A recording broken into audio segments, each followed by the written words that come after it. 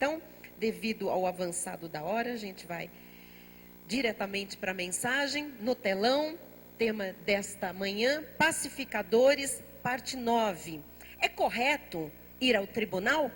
Este é o tema desta mensagem dentro do tema geral pacificadores. Diz a palavra em 1 Coríntios, capítulo 6, versículos 1 a 8. Aventura-se algum de vós, tendo questão contra outro, a submetê-lo a juízo perante os injustos e não perante os santos? Ou não sabeis que os santos hão de julgar o mundo? Ora, se o mundo deverá ser julgado por vós, sois acaso indignos de julgar as coisas mínimas? Não sabeis que havemos de julgar os próprios anjos? Quanto mais as coisas desta vida. Entretanto, vós, quando tendes a julgar negócios terrenos, constituís um tribunal daqueles que não têm nenhuma aceitação na igreja. Para vergonha vos digo, não há porventura, nem ao menos um sábio entre vós, que possa julgar no meio da irmandade? Mas irá um irmão a juízo contra outro, e isto perante incrédulos. O só existir entre vós demandas já é completa derrota para vós outros. Por que não sofreis antes a injustiça? Por que não sofreis antes o dano? Mas vós mesmos fazeis a injustiça e fazeis o dano, e isto aos próprios irmãos. Vamos orar. Deus quer nos falar a respeito de juízo e justiça. Senhor Jesus Cristo, nós neste momento, Pai, nos submetemos inteiramente à autoridade da Tua palavra, ao mover do Teu Espírito Santo entre nós. E estamos aqui, Senhor, preparados para ouvir a respeito da paz. A paz que o mundo não tem, a paz que o mundo não pode dar, a paz que o mundo também não pode nos tirar. Desde que nós, Senhor, nos coloquemos como pacificadores, como filhos de Deus, como promotores da paz, os que lutam pela paz, os que vivem e exalam esta paz. Então fala-nos, Jesus, fala-nos agora, Senhor, fecha estas questões dentro dos nossos corações, das nossas mentes, ensina-nos a lidar com conflitos, porque eles são inevitáveis muitas vezes, Pai. Ensina-nos, Pai, a lidar com conflitos que já viraram verdadeiras guerras. Tu tens a direção na Tua palavra e nós vamos a ela. E já te agradecemos, Pai, porque isto evitará grandes males, Pai, e nos trará vitória em muitas áreas da vida. Em nome de Jesus, e o povo do Senhor diga amém. Amém. Glória a Deus. Glória a Deus. Obrigada, pastora Silmar. Meus irmãos amados, ovelhas preciosas de Jesus, povo de propriedade exclusiva de Deus, homens e mulheres chamados para reinar em vida através de Jesus Cristo. Nós vamos terminar hoje esta série de mensagens intitulada Pacificadores, cujo conhecimento e revelação que nós recebemos durante estes últimos cultos do Senhor são conhecimentos e revelações que abriram a nossa mente, o nosso coração, para o chamado de Deus a cada um dos seus filhos, que é para promover a paz. Diga, eu fui chamado para promover a paz. Nós vamos estudar hoje sobre a necessidade ou não de levar alguém a um tribunal. A pergunta que nós temos, para começar, é correto levar um ímpio ao tribunal? E um irmão em Cristo, é correto levá-lo ao tribunal? Nós vamos aprender. E vamos começar pensando e tratando dos nossos relacionamentos cristãos. Amados, o que eu quero repartir com você é a respeito da liberdade que nós temos em Cristo Jesus. E eu quero lhe dizer que a liberdade de um cristão processar outro é extremamente limitada. Em nossos dias, existe uma total falta de conhecimento desses limites. por qualquer coisa e por todas as coisas, crentes estão levando outros crentes a tribunal. Por qualquer coisa. Os filhos de Deus, parece-me que aprendendo com os ímpios, estão procurando os tribunais de pequenas causas, de grandes causas. Estão abrindo processos contra outros irmãos, por demasiadas situações, e a grande maioria delas, e conforme diz a Bíblia, passíveis de serem resolvidas na igreja, na jurisdição da igreja, que a palavra de Deus nos dá. Então, está faltando limites para o povo de Deus. Está faltando uma disciplina na questão dos conflitos, das contendas, das guerras. O que nós podemos constatar, por tudo que o Senhor já nos revelou sobre conflitos, com certeza é que os conflitos prolongados, eles geram perdas imensas. Viver num conflito sem solucioná-lo, vai gerando desgaste e vai gerar perdas grandes. Aflições, dores na alma, que nós já estudamos, muitas vezes acabam até por gerar doenças físicas e levar à morte. Os conflitos, as contendas, as facções, as guerras, se iniciam todas nas cobiças do coração. Nós tivemos uma mensagem inteira aqui sobre onde começam os conflitos. Começam no coração, né? Nas cobiças do coração. Em outras palavras, conflitos, contendas, facções, guerras são obras da carne. Nada tem a ver com o espírito. Nós temos visto também através da Bíblia Sagrada que os conflitos e as contendas têm origem em atitudes e em condutas que não devem existir na vida de um cristão, na vida de um salvo, de um convertido, de um regenerado, na vida de alguém que é selado com o Espírito Santo da promessa. E por quê? Porque os conflitos, as contendas, as facções constituem um testemunho que não honra a Deus. Estar numa guerra, seja ela familiar, seja ela com um aspecto comercial com alguém, ou enfim, qualquer desajuste, não é um testemunho que honra a Deus. Não honra a nova vida que Ele nos concedeu por sua graça. Então, conflitos, guerras, facções, divórcios, separações desonram a Deus. Desonram a obra que Cristo fez em nossa vida. Vamos lembrar o que diz Tiago 4:1. Diz assim: temos? De onde procedem as guerras e as contendas que há entre vós? De onde? Senão dos prazeres que militam na vossa carne. Então, a resposta é clara. Tudo começa na carne. Qualquer conflito, guerra, facção, Deus não está nisso, porque isso é obra da carne. O Senhor Jesus, Ele honra o prudente, Ele honra o sábio. A palavra diz que Ele exalta o que é puro. Ele faz prevalecer aquela pessoa que não difama, aquela pessoa que não usa a língua para o mal. O Senhor dá muito valor a quem é de paz.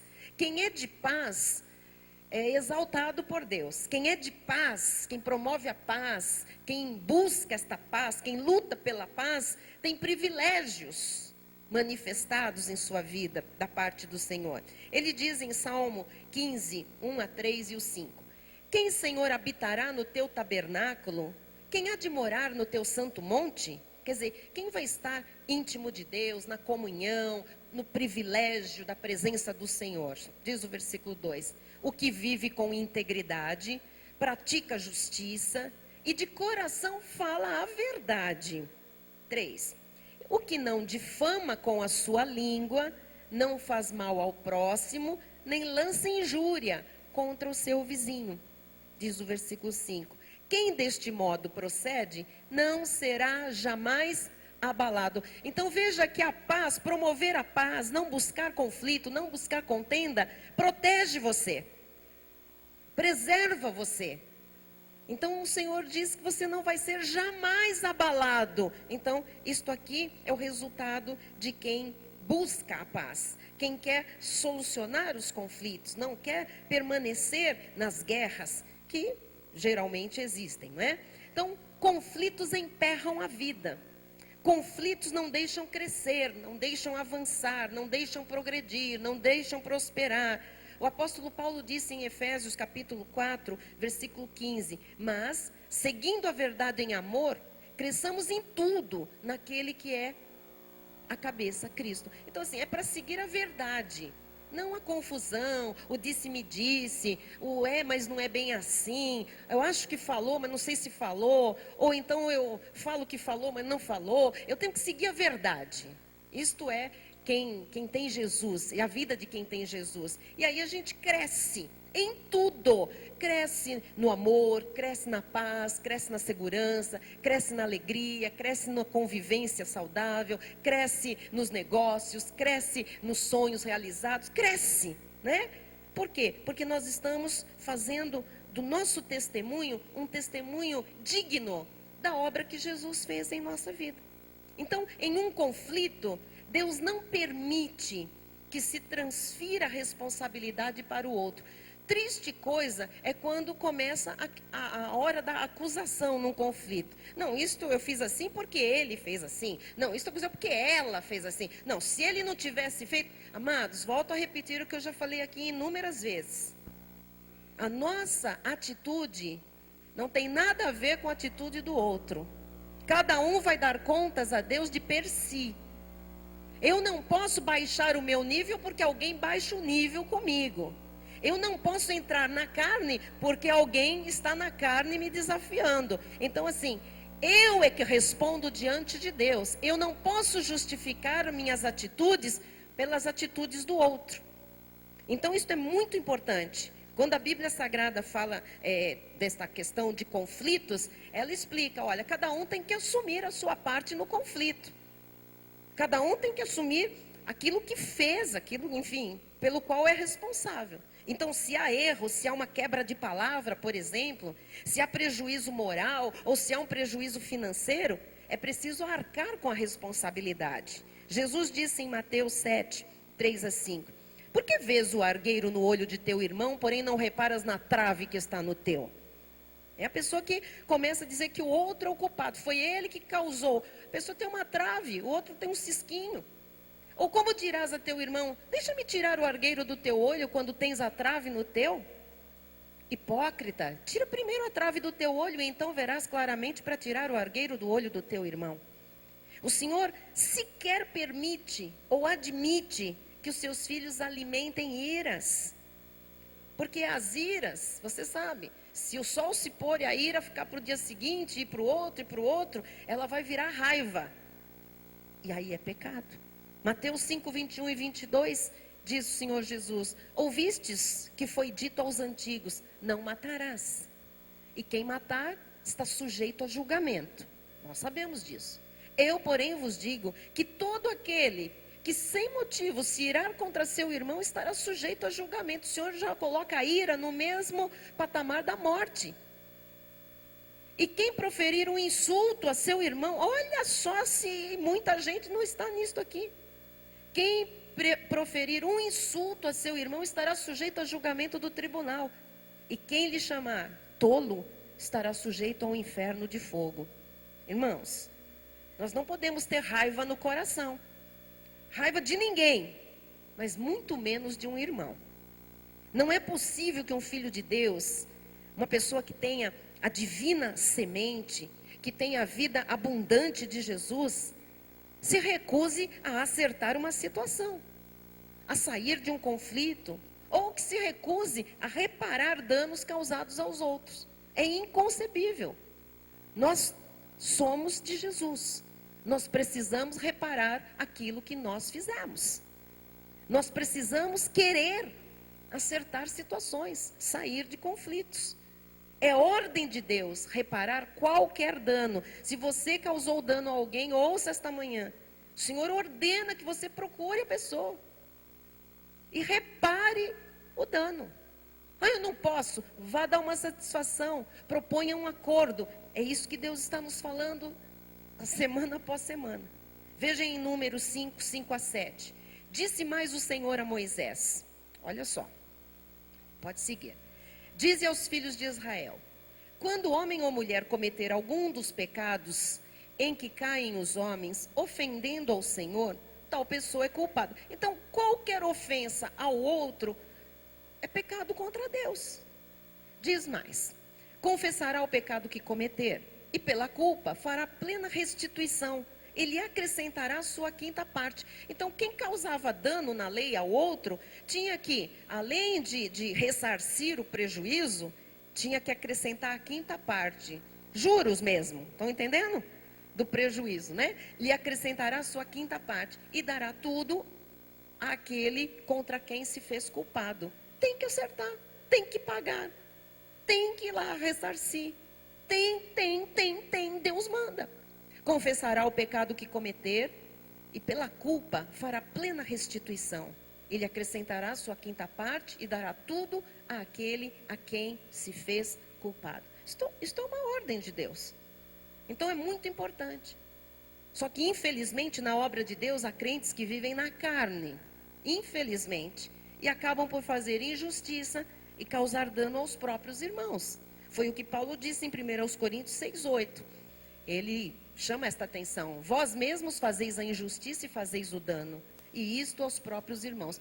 Então, eu imagino que uma pessoa que faça dano a um irmão em Cristo, o que será que ele não faz para quem não é irmão? Como será a vida dele lá fora? O que nós precisamos entender, igreja, definitivamente, é que quando surgem conflitos, contendas, injustiças entre irmãos em Cristo, é preciso resolver e não fugir. Vamos repetir isso? Resolver e não fugir. Resolver e não fugir. Então, pressupor, sabe? Ficar pressupondo que não vai ter jeito, que não vai chegar a acordo nenhum. Isso é carne, mais carne e mais carne, tá? Não tem nada a ver com Deus. Ficar fugindo da pessoa, eu vou mais longe, ou sair da igreja, é a atitude mais covarde, infantil e incrédula que existe. Quando nós temos um conflito, nós temos Jesus. E não importa o nosso tamanho, não importa o que a gente seja ou tenha, nós temos a capacidade de Jesus para resolvermos qualquer situação. Dizer que não resolvemos situação é dizer que não somos salvos. Dizermos que não tem jeito é dizer que Jesus não pode nada.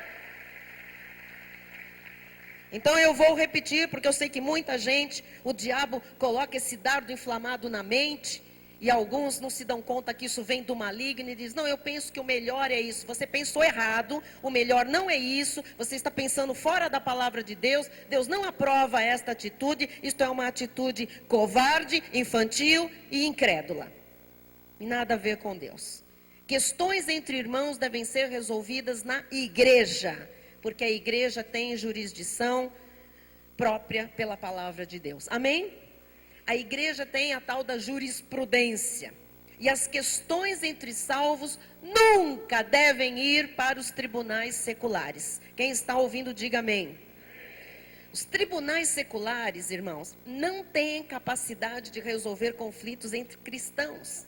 Sabe por quê? Porque conflitos entre cristãos vêm de condutas pecaminosas. E o mundo não tem esse discernimento. O mundo não sabe nada a respeito das coisas espirituais, das coisas carnais. Trata-se de cidadãos dos céus. Quando há conflitos entre irmãos, as personagens não mudam. São cidadãos dos céus que estão aqui na terra e não sabem honrar a obra gloriosa que Cristo realizou em suas vidas. Estão mais preocupados olhando, desculpem, para os seus umbigos que para Jesus Cristo e sua glória. Em todo conflito, você pode ver que a pessoa, quando ela vai falar alguma coisa, ela diz: porque ele, porque eu, porque ele. Não tem Cristo na história. ela está preocupada com a sua carne, com o seu eu. Nivelam Jesus por baixo, submetendo a obra de Deus ao nível carnal dos seus conflitos. Isso não é só triste, isso é trágico. Diante de Deus, isso é abominável. Portanto, para cidadãos dos céus, pessoas espirituais, a igreja é que tem autoridade e jurisdição dadas por Deus para solucionar esses conflitos. A quem se aplica então a palavra de 1 Coríntios 6, 1 a 8? Vamos ver. Aventura-se algum de vós tendo questão contra outro a submetê-lo a juízo perante os injustos? Isto é uma palavra para a igreja. Paulo está dizendo, será que alguém aqui vai se aventurar, quando tiver uma questão com outro irmão, a submeter este irmão a juízo, perante os injustos num tribunal secular e não perante os santos? Versículo 2. Ou não sabeis que os santos hão de julgar o mundo? Ora, se o mundo deverá ser julgado por vós, sois acaso indignos de julgar as coisas mínimas? O Senhor está dizendo, é para ser julgado aqui. Tudo na igreja tem que ser julgado entre os santos. Não sabeis que havemos de julgar os próprios anjos? Quanto mais as coisas desta vida. Coisas desta vida devem ser julgadas pela igreja. Somos seres espirituais, temos a palavra de Deus. Entretanto, vós, quando tendes a julgar negócios terrenos, constituís um tribunal daqueles que não têm nenhuma aceitação na igreja. O Senhor não aceita que as nossas questões sejam julgadas e tratadas por um tribunal secular. Para vergonha vou-lo digo, não há porventura nem ao menos um sábio entre vós que possa julgar no meio da irmandade? É lógico que há. Diga, eu sou sábio. Nós podemos julgar as nossas causas. Nós podemos julgar as nossas questões. Versículo 6. Mas irá um irmão a juízo contra outro irmão, e isto perante incrédulos. Ou seja, impossível de se ter esta conduta. Não? Amém? O só existir entre vós demandas, até os bate-bocas, os disse-me-disse, o não concordo com isso, não gosto daquele, é completa derrota para vós outros. Depois a pessoa não sabe que a vida não anda, já é uma derrota. Por que não sofreis antes a injustiça? O Senhor está falando, por que você não sofre? Você é de Jesus, sofra! Sofra! É o que Jesus está dizendo. Por que não sofreis antes o dano? Sofra o dano. Mas não vá se meter com leis seculares, porque você teve um conflito, uma contenda com um irmão em Cristo. Deus proíbe processos entre cristãos. Diz o versículo 6, põe para mim o 6 novamente, por favor. Isso. Mas irá um irmão a juízo contra outro irmão, e isto perante incrédulos. Quem deve julgar as causas entre irmãos em Cristo, igreja? Quem deve julgar as causas entre irmãos em Cristo? Respondam. A igreja, os sábios da igreja. Diga, na igreja, há sábios. Eles podem julgar. Eles devem julgar. Veja 1 Coríntios 6:5. Para vergonha vou-lo digo, não há porventura, nem ao menos um sábio. Você vê que agora Paulo fala num tom pejorativo, porque ele está falando para uma igreja, e todos são salvos, são eleitos de Deus, são novas criaturas, são homens e mulheres, né, da palavra. E ele diz, peraí, não há nenhum sábio entre vós que possa julgar, não é, as vossas causas, as questões entre os irmãos? Então, a igreja não foi chamada para julgar os de fora. Deixa eu falar isso, porque isso é importante, não é? A igreja foi chamada para julgar os de dentro. Se alguém de fora quiser saber a nossa opinião, amém. Baseado na palavra, o que a palavra diz, ok. Mas nós não temos que julgar questões de fora. Tem gente que vem trazendo perguntas de fora e diz assim, mas como é que a igreja julga aquele casal que é homossexual, adotou filho? A igreja não julga nada. A igreja tem uma palavra, a igreja acredita no que está escrito. Nós não temos nada a ver com a vida do ímpio, ele segue o curso do mundo, faz a vontade do império das trevas. Nós temos uma posição bíblica em relação a tudo. Porém, nós não temos que julgar as causas dos ímpios. Os irmãos estão entendendo? 1 Coríntios 5, o 12 e o 13, dizem assim, pois com que direito haveria eu de julgar os de fora? Não julgais vós os de dentro? Eu não tenho direito de julgar os de fora. Os de fora, porém, Deus os julgará. Expulsai, pois, de entre vós o malfeitor. Então aqui o apóstolo Paulo está dizendo, olha, vocês vão agir com rigidez, se for necessário, com os de dentro. Os de fora nós não temos nada a ver, os de fora Deus vai julgar. Ok? A igreja está entendendo os processos dos conflitos? Para nós sabermos como nos posicionar e nos portar. Então, qual é a nossa posição em relação às autoridades? Bispa, então, se a Bíblia diz que as autoridades, o Senhor não quer que os de fora julguem as causas dos de dentro, que um juízo lá de fora não tem nada a ver com a igreja, que nós não podemos aceitar, então nós somos rebeldes? Não. Como fica o nosso posicionamento em relação às autoridades seculares, às autoridades jurídicas? Nós, amados, como cristãos, nós respeitamos as autoridades vigentes, nós respeitamos os tribunais seculares, porque isso é bíblico. Mas entre irmãos, a igreja tem autoridade para julgar, tem autoridade para propor acordos, para resolver qualquer questão de conflito. Agora, o Senhor manda que nós nos sujeitemos a toda autoridade. Veja em 1 de Pedro 2, 13 e 14. Sujeitai-vos a toda instituição humana. Olha, isso é lá de fora. Por causa do Senhor. Quer seja o rei, aqui entra presidente, governador, juízes, tribunal federal, tudo. Como soberano, versículo 14. Quer as autoridades como enviadas por ele, tanto para castigo dos malfeitores, como para louvor dos que praticam o bem. Também em Romanos 13, 1 em diante, diz assim, vamos lá. Todo homem esteja sujeito às autoridades superiores, porque não há autoridade que não proceda de Deus, e as autoridades que existem foram por ele instituídas. De modo que aquele que se opõe à autoridade resiste à ordenação de Deus, e os que resistem trarão sobre si mesmos condenação. Porque os magistrados não são para temor quando se faz o bem, e sim quando se faz o mal. Queres tu não temer a autoridade? Faze o bem e terás louvor dela. Visto que a autoridade é ministro de Deus para teu bem. Nós precisamos das leis, nós precisamos de uma constituição, nós precisamos de juízes, nós precisamos. É para o nosso bem. Para o bem de vivermos em sociedade secular. Entretanto, se fizeres o mal, teme, porque não é sem motivo que ela traz a espada, pois é ministro de Deus, vingador, para castigar o que pratica o mal.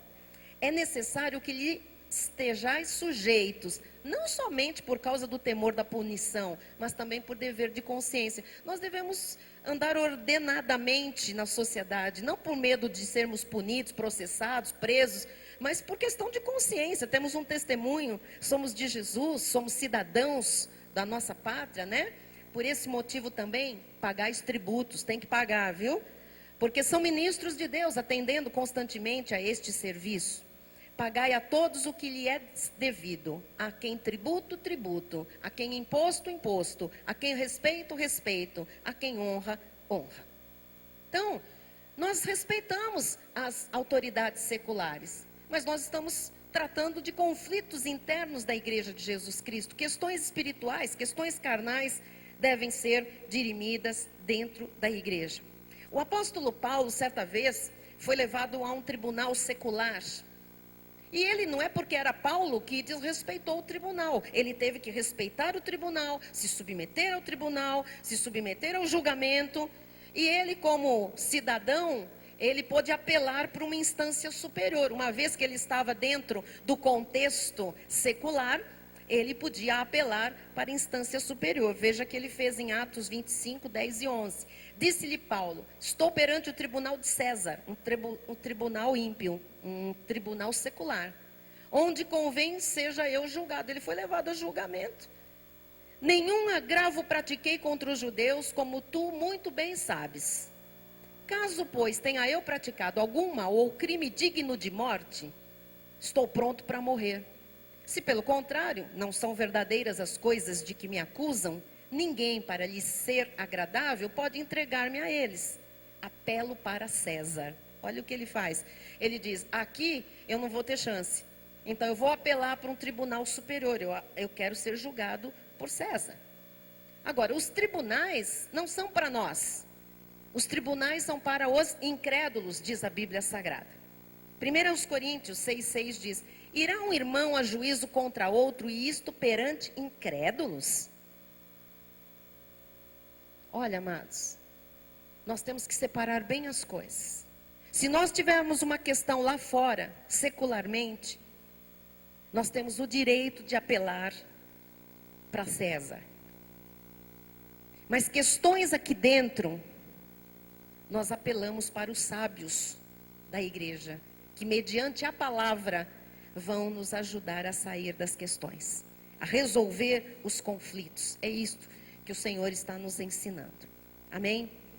Talvez alguém diga assim: bispa, mas eu fui lesado, eu fui prejudicado, denegrido, injustiçado por um irmão. Eu vou a tribunal? Amado, o cristão verdadeiro, o filho de Deus, pacificador, prudente, obedece à palavra. E a palavra diz que nós sofremos por amor a Cristo. Nós precisamos aprender, na verdade, a confiar numa justiça e num juízo que é muito superior. Eu vou dizer para você, é muito mais sério, mais grave, mais terrível do que qualquer sentença de um juízo humano, que é o juízo divino. Então, isto é muito sério. Eu sei que tem pessoas machucadas na obra de Deus, feridas, com prejuízos por causa de irmãos, negócios, enfim, questões. A palavra de Deus diz que o reto juiz da sua vida é o Senhor Jesus Cristo. Ele sabe como fazer, como restituir, como restaurar, mas ele diz que é muito pior do que você sofrer o dano de ser humilhado, prejudicado dentro da obra de Deus. É muito melhor do que você se meter num tribunal secular. O pagamento dessa conta é muito mais alto. 1 Coríntios 6, 5 e 7 dizem assim: para vergonha vou-lo digo, não há porventura nem ao menos um sábio entre vós que possa julgar no meio da irmandade? 7. O só existir entre vós demanda já é completa derrota para vós outros. E aqui está a resposta do Senhor: não vá a tribunal. Por que você não sofre a injustiça? Sofra a injustiça. Por que não sofreis o dano? Sofra o dano. O que acontece é que ninguém quer praticar a palavra nesta proporção. A pergunta que o Senhor nos faz é: por que vocês não sofrem a injustiça? Por que vocês não sofrem o dano? Por que vocês não confiam na minha justiça? Por que vocês não se submetem à minha autoridade? Por que vocês não praticam a minha palavra? Por que vocês não oram a respeito? Por que vocês não esperam em mim? As pessoas que estão em conflito na igreja têm que procurar os conselheiros da igreja. Têm que procurar a ajuda do corpo de pacificadores.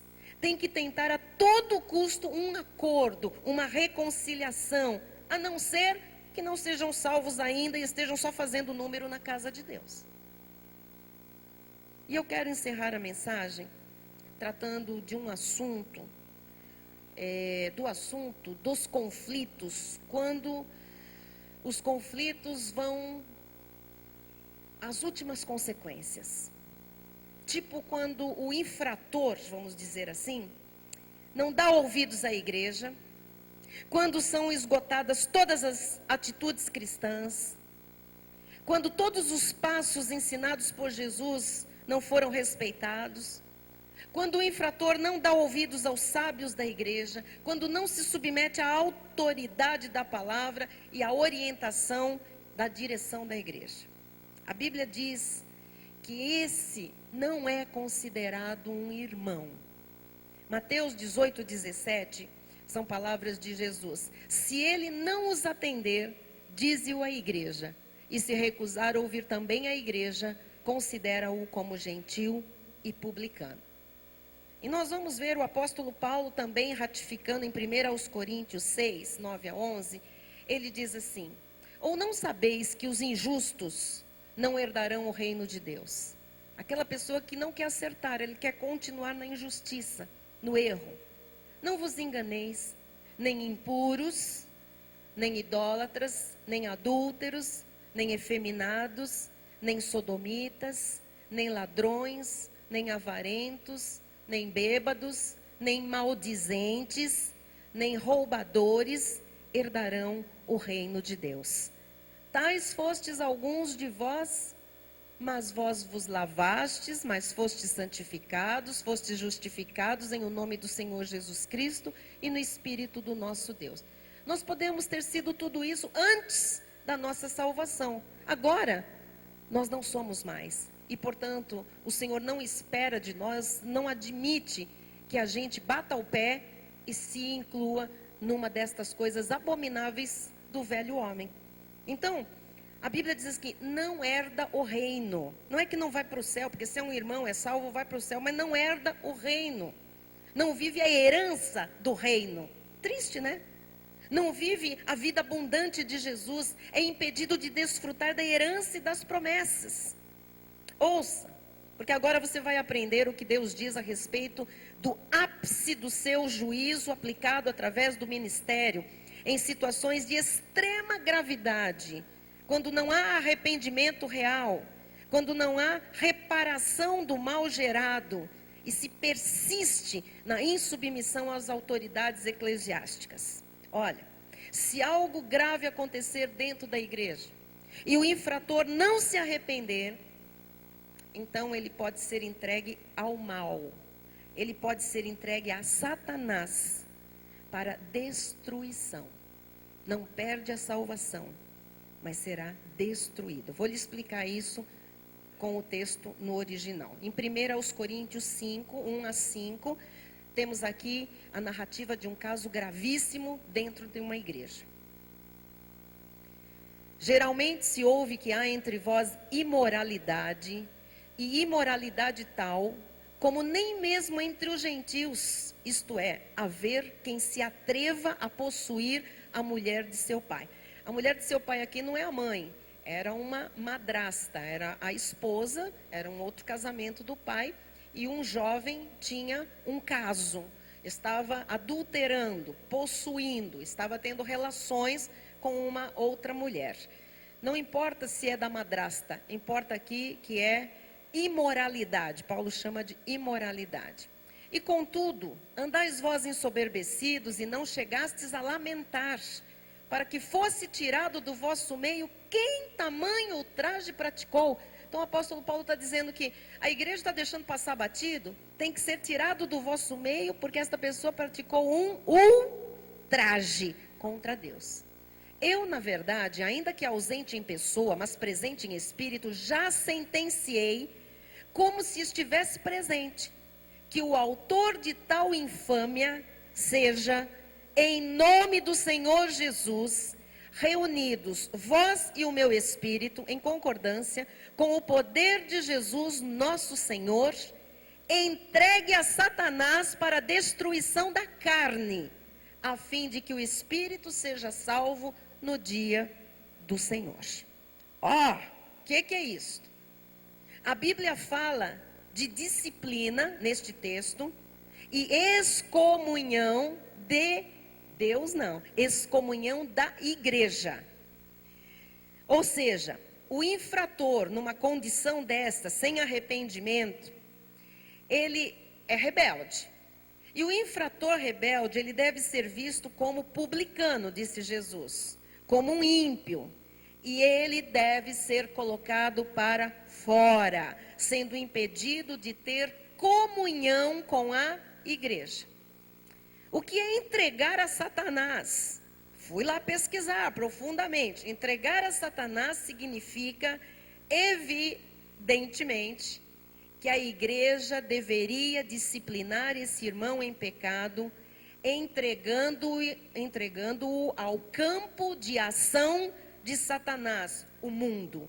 Ele tem que voltar para o mundo se ele quer viver do mundo, se ele quer viver como um profano. Entregando-o a um castigo que viria por meio de Satanás, a destruição ou ruína de seu corpo, normalmente pela doença ou mesmo pela morte.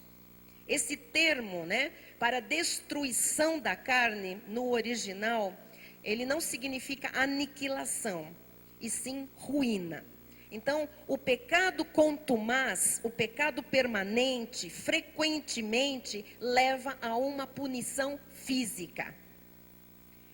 Se não houver rendição, se não sofrer o dano e esperar em Deus, provavelmente vai cair doente. Ok? Isto é entregar a Satanás. É quando há concordância no ministério de que aquele pecado contumaz é mantido, não é reparado, não se reconcilia, não há acerto, não há pedido de perdão. Neste caso deveria ser público. E a pessoa então ela tem que ser tirada do convívio, da comunhão da igreja. Entregue a Satanás você quer viver do mundo, então Satanás vai te guiar lá no mundo. E esta destruição, né, para destruição, isto aqui significa, na verdade, uma ruína física, tá bem? Diz em 1 Timóteo 1:20, e dentre esses se contam Himeneu e Alexandre. Agora são mais dois fulanos que infernizaram a obra de Deus e a vida do apóstolo Paulo. E ele diz, os quais entreguei a Satanás para serem castigados, a fim de não mais blasfemarem. Então, entregar a Satanás, olha quem está falando as duas vezes aqui, amados, é o apóstolo da graça de Deus, é o apóstolo Paulo.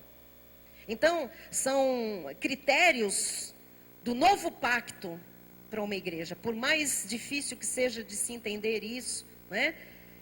Entregar a Satanás é uma disciplina curativa para a igreja, na verdade, que exclui estas pessoas do auxílio e da comunhão da igreja. É uma espécie de punição em última instância, entenderam?